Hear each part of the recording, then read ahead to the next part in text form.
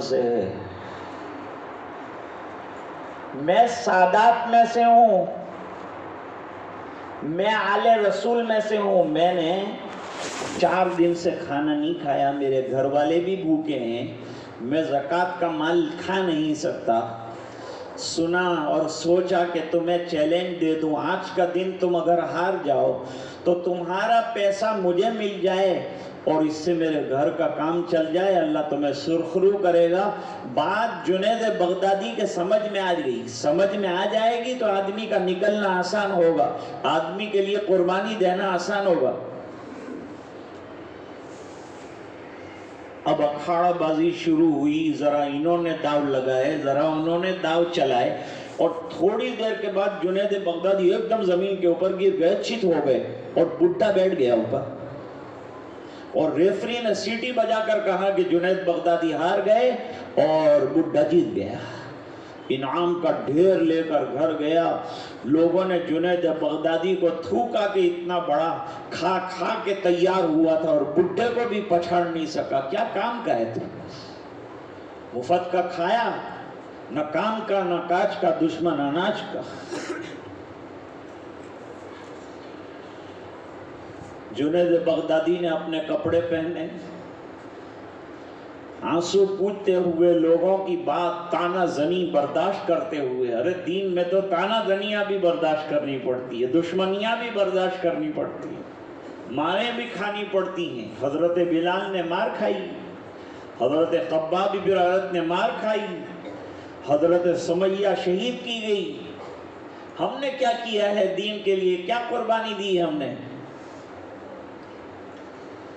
گھر چلے گئے اور دعا کی کہ اللہ آج میں نے تیرے رسول کے ساتھ نسبت رکھنے والے ایک سادات کی خاطر شکست برداشت کی ہے اور اس کو پیسہ دلانے کے لیے میں ہار گیا ہوں. اللہ تو اس حقیقت کو جانتا ہے کہ یہ کام میں نے حب نبی یعنی جناب رسول اللہ صلی اللہ علیہ وسلم کی محبت میں کیا ہے. اگر پسند آیا ہو تو قبول کر لینا. خواب میں رات کو حضور پاک صلی اللہ علیہ وسلم کی زیارت ہوئی. حضور نے فرمایا جنید تو پہلوان ہوتا تو تجھے کوئی نہیں پہچانتا، لیکن آج سے تو اللہ کا پیارا بنا ہے، پوری دنیا میں تیرا نام روشن ہوگا. اس بنا پر کیا آج تو نے میری ساتھ نسبت رکھنے والے بوڑھے کی عزت کر لی، پوری دنیا تیری عزت کرے گی. آج پورے عالم میں جنید بغدادی رحمت اللہ علیہ کو ایک ولی کامل کی حیثیت سے جانا جاتا ہے. اللہ والوں کے کام ایسے بنتے ہیں. ایسے تو دنیا میں کتنے ایتھلیٹ آئے، کتنے پہلوان آئے، کوئی جانتا ہے؟ کوئی پہچانتا بھی نہیں، ختم ہو گئے، مر گئے، مٹ گئے. لیکن جنید بغدادی کو اللہ تعالیٰ نے نواز دیا. حضرت بلال غلام تھے، آواز میں لکنت تھی، سیاہ فام تھے اور آواز بھی اتنی اچھی نہیں تھی، میانہ قد تھا، لیکن دامن مصطفیٰ صلی اللہ علیہ وسلم، بول لو صلی اللہ علیہ وسلم، جب تھام لیا تو اللہ تعالیٰ نے بلال کا درجہ کتنا اونچا کر دیا، سید المؤذنین کہلائے. اور حضرت عمر رضی اللہ تعالیٰ عنہ تو فرماتے تھے بلال سیدنا و مولانا، بلال ہمارے سردار ہیں. اسلام آ کے سرداریاں عطا کرتا ہے، سرداریاں چھینتا نہیں، اونچے اٹھاتا ہے، مٹاتا نہیں. کام کیا طفیل ابن عمرو دوسی نے اپنے علاقے میں. پھر ایک دور آیا کہ جناب رسول اللہ صلی اللہ علیہ وسلم کو ہجرت کی اجازت ملی. یہ بہت لمبا واقعہ بخاری شریف میں ہے، کیسے اجازت ملی اور کیسے تیاری کی. جب اجازت ملی مدینہ منورہ تشریف لائے. پہلے قباء کے اندر 14 دن قیام رہا، وہاں ایک مسجد بنائی. وہاں مسجد بنانے کے بعد وہاں سے چلے. قباء کے اندر قبیلہ تھا بنو عمرو ابن عوف کا قبیلہ، ان کے سردار کے یہاں حضور کا قیام ہوا. پھر 14 دن کے بعد حضور مدینہ تشریف لے آئے صلی اللہ علیہ وسلم، مدینہ منورہ تشریف لائے۔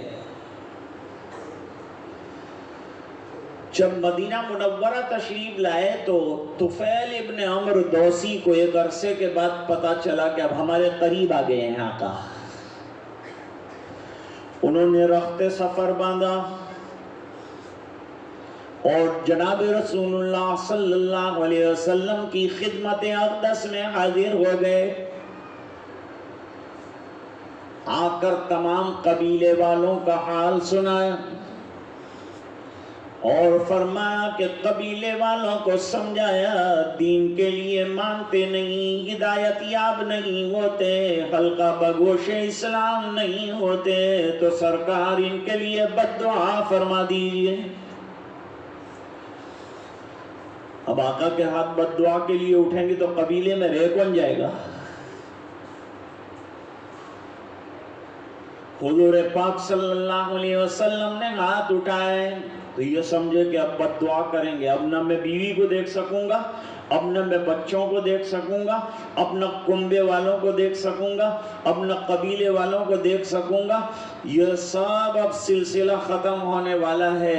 اور حضور نے ہاتھ اٹھائے ہیں، لیکن میرے عزیزو حضور پاک صلی اللہ علیہ وسلم نے دنیا کو جو اخلاق سکھائیں، بد دعا کی درخواست کرنے والا بد دعا کے لیے کہہ رہا ہے تو حضور پاک صلی اللہ علیہ وسلم نے دعا فرمائی، اللہم اہد دوسا واتبہم، اے اللہ قبیلہ دوس والوں کو ہدایت عطا فرما کر میرے پاس لے آ۔ یہ ہے اخلاق۔ حضور پاک صلی اللہ علیہ وسلم کے یہ اخلاق سکھانے کے لیے آیا۔ آج بھائی بھائی میں دشمنی ہے، شنیدم کے مردان راہ خدا، دل دشمنا ہم نہ کردند تنگ، ترا کہ میسر شودئی مقام، کہ بادوستانت خلاف است و جنگ۔ آج ہماری بھائی سے نہیں بنتی، بھائی بھائی کی پارٹنرشپ میں تراڑ پڑ جاتی ہے، کاروبار گڑبڑا جاتے ہیں، لڑائیوں کا ایک سلسلہ قائم ہے، بھائی بھائی کا دشمن بنا ہوا ہے، جبکہ کلمہ سب کو شیر و شکر کرنے کے لیے آیا ہے۔ باڑوں کی بنیاد پر، قبائل کی بنیاد پر حضور پاک صلی اللہ علیہ وسلم نے انسانوں کو نہیں جوڑا، کلمے کے پرچم کے نیچے انسانوں کو جوڑا، ملکوں کی سرحدیں ختم فرما دی، پوری دنیا کا انسان۔ بنو آدم آزائے یک دیگرن، کہ در آفرینش ز یک جوہرن۔ فارسی ہے اور ماشاءاللہ آپ کی تو اردو بھی بہت پاورفل ہے، اس لیے فارسی تو آپ سمجھے ہی ہوں گے۔ فرمایا بنو آدم جو ہیں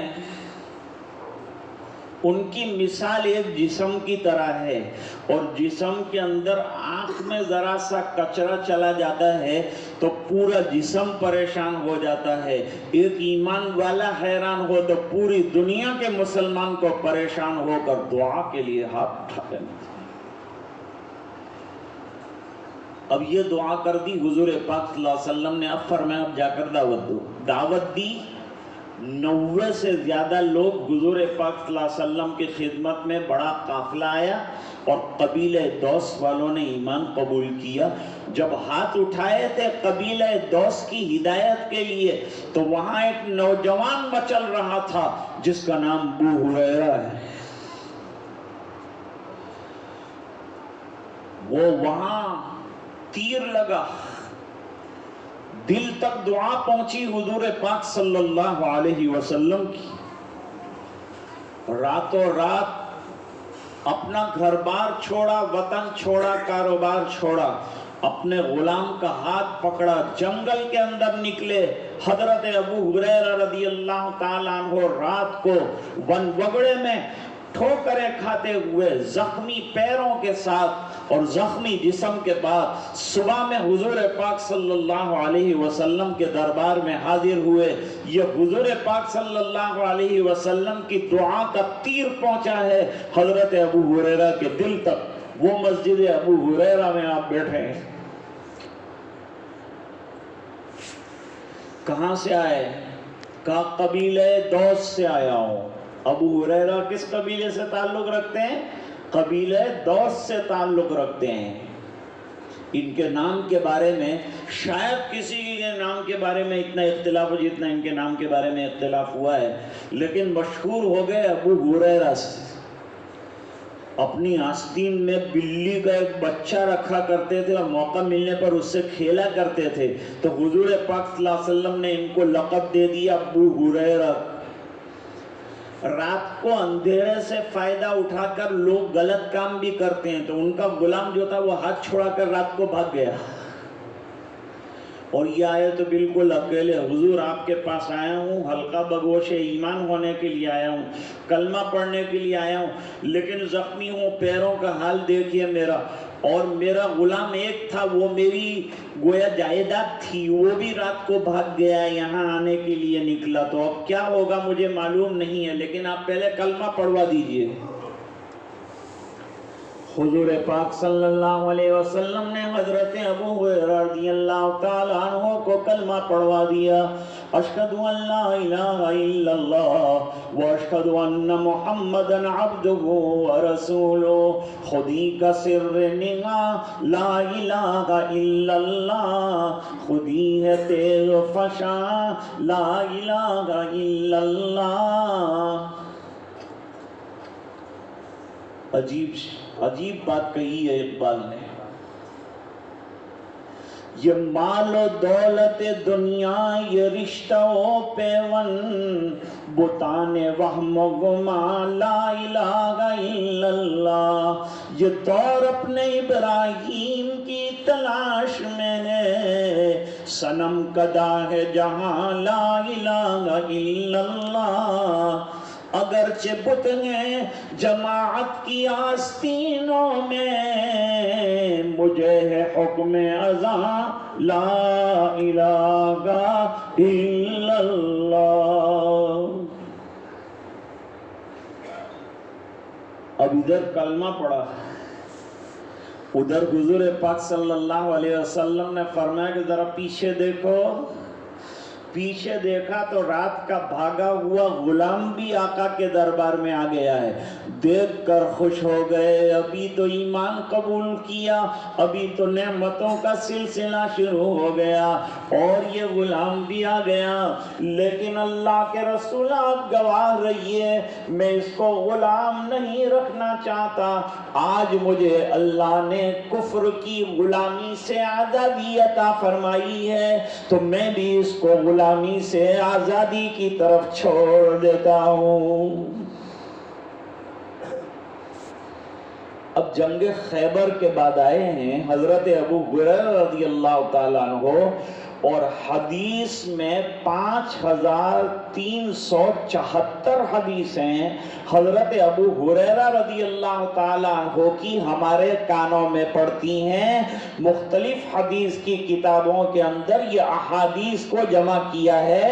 یہ حضرت ابو ہریرہ رضی اللہ تعالیٰ عنہ رات اور دن نبی کریم صلی اللہ علیہ وسلم کے دروازے پر پڑے رہے. ہر وقت حضور پاک صلی اللہ علیہ وسلم کی غلامی میں اپنے آپ کو دے دیا.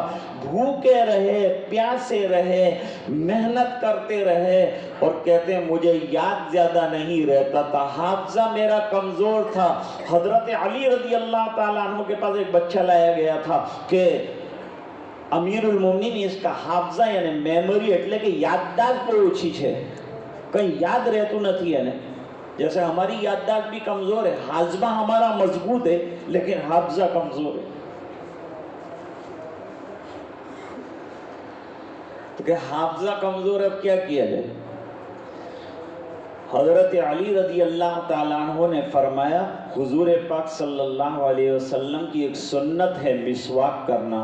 زیادہ مسواک کرو گے تو دماغ مضبوط ہو جائے گا. سنتوں کی برکتیں تو دیکھو، ایک مسواک میں اتنی برکتیں اللہ تعالیٰ نے رکھی ہے۔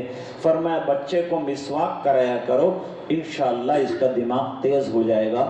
امیر المومنین حضرت علی رضی اللہ تعالیٰ عنہ کا ارشاد ہے۔ تو عرض کیا حضرت ابو ہریرہ رضی اللہ تعالیٰ عنہ رات دن بس ایک ہی کام، آپ کی باتوں کو لوح دل پر نقش کرنا، یاد کرنا اور اپنی زندگی کے اندر حضور پاک صلی اللہ علیہ وسلم کے طریقوں کو اتارنا، اس کے لیے اپنی آنکھیں کشادہ رکھتے تھے، بھوکے رہتے تھے۔ لوگ مجنون کہنے لگے کہ یہ دیوانہ ہے، ان پر جنون کا دورہ، لیکن وہ بھوک پیاس کی وجہ سے یہ عالم ہو گیا تھا، نہ کھانا کھا رہے ہیں نہ پینا پی رہے ہیں۔ اور حضرت ابو ہریرہ رات اور دن آقا نامدار کے ارشادات کے موتی اپنے دامن میں جمع کرنے کے لیے لگے ہیں۔ حضور سے ایک دن کہا سرکار میرا عالم یہ ہے، فرمایا چادر پھیلاؤ، سینے میں سے نکال کر حضور پاک صلی اللہ علیہ وسلم نے 3 لپیں ڈالی ان کی چادر میں، فرمایا چاروں کونے ملاؤ، سینے سے لگاؤ۔ حضرت ابو ہریرہ رضی اللہ تعالیٰ عنہ فرماتے ہیں یہ چادر سرکار کی اپنے سینے سے لگا لینے کے بعد مجھے یاد نہیں ہے کہ حضور کا کوئی ارشاد میں بھول گیا۔ اس قدر جلیل القدر صحابی ہیں حضرت ابو ہریرہ رضی اللہ تعالیٰ عنہ۔ ایک دور تو ان کا یہ آیا، لیکن دین پر محنت کرنے والا، دین کے لیے قربانی دینے والا، سرکار کا متوالا، حضور پاک صلی اللہ علیہ وسلم کا عاشق نامراد اور ناکام نہیں ہوگا۔ اللہ اسے دنیا بھی دیں گے اور آخرت بھی بن جائے گی، عقبہ بھی سنور جائے گی۔ کس چیز کی کمی ہے مولا تیری گلی میں، دنیا تیری گلی میں، عقبہ تیری گلی میں۔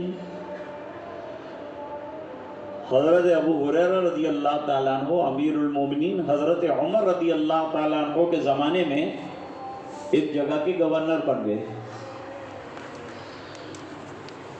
اور ایک دن ناک صاف کرنے کے لیے جیب کے اندر سے رومال نکالا، ہینڈ کرچیف، آنکھوں میں آنسو آ گئے۔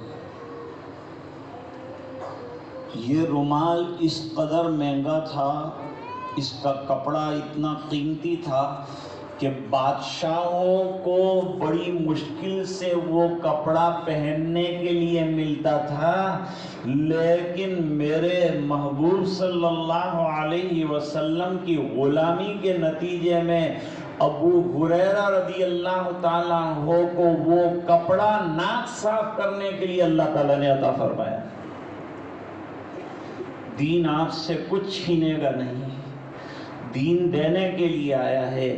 آپ پہلے اپنی زندگی کو جانچو، اس کا محاسبہ کرو، غور کرو۔ جو دین آقا نامدار تاجدار مدینہ جناب رسول اللہ صلی اللہ علیہ وسلم کے ذریعے سے حق تعالی شانہ نے ہمیں عطا فرمایا ہے، اس دین کا آج ہم نے کیا حال کیا ہے، اس کے اوپر غور کرو۔ جس نبی نے 23 سالوں تک قرآن کریم کا بوجھ برداشت کیا، وحی کی صداقتیں اپنے سینے میں اتاری، امت کو دیا اور بڑی محنتوں کے ساتھ دیا، آج امت اس قرآن کریم کے ساتھ کیا کر رہی ہے؟ فارسی کا شاعر کہتا ہے زندہ رہنا ہوگا تو قرآن کریم کے ساتھ زندہ رہنا ہوگا۔ تمہاری زندگی میں حضور پاک صلی اللہ علیہ وسلم کی سیرت مقدسہ ہونی چاہیے، آپ کی ایک ایک سنت سے پیار ہونا چاہیے، تو پھر اللہ تعالیٰ کام بنا دیں گے، بیڑے پار کر دیں گے۔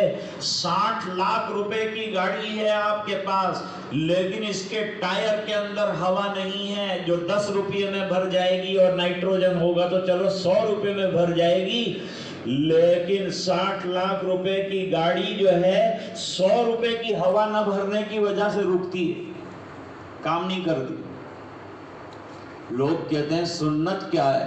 میں نے کہا جیسے گاڑی لاکھوں کی ہو لیکن ہوا کے بغیر بیکار ہے، اس طرح زندگی ہماری کتنی بھی بڑی ہو سرکار کی سنتوں کے بغیر بیکار ہے۔ نقش قدم نبی کے ہیں جنت کے راستے، اللہ سے ملاتے ہیں سنت کے راستے۔ 9:15 بجے بات شروع کی تھی اور اب 9:10 سے 5 منٹ اوپر ہو چکے ہیں، اس لیے آج کی بات اسی پر ختم کرتے ہیں۔ اور حضرت حاجی اسماعیل صاحب علانہ دامت برکاتہم العالیہ نے آپ کی طرف توجہ فرمائی، یہاں والوں نے دعوت دی، ویراول والوں کا اصرار تھا کہ ہمیں پروگرام دیا جائے، لیکن ان کے تقاضے کو قربان کر کے آپ حضرات کو یہاں جو ہے یہ پروگرام دیا گیا، اور مجھے حکم دیا کہ تجھے وہاں جانا ہے اور دین کی بات کرنا ہے۔ ان کی فکروں کے نتیجے میں اور یہاں کے حضرات علماء اور فکر مند ساتھیوں اور جوانوں کی فکروں اور تڑپ کے نتیجے میں اللہ تعالیٰ نے ہم کو آقا نامدار کی سیرت مقدسہ کا کچھ حصہ سننے کے لیے جمع فرما دیا۔ آپ کی باتیں سننا سعادت ہے، بہت بڑی نیک بختی ہے، خوش قسمتی ہے کہنے والے کی بھی، اور ظاہری بات ہے کہ کیا منہ ہے ہمارا کہنے کا۔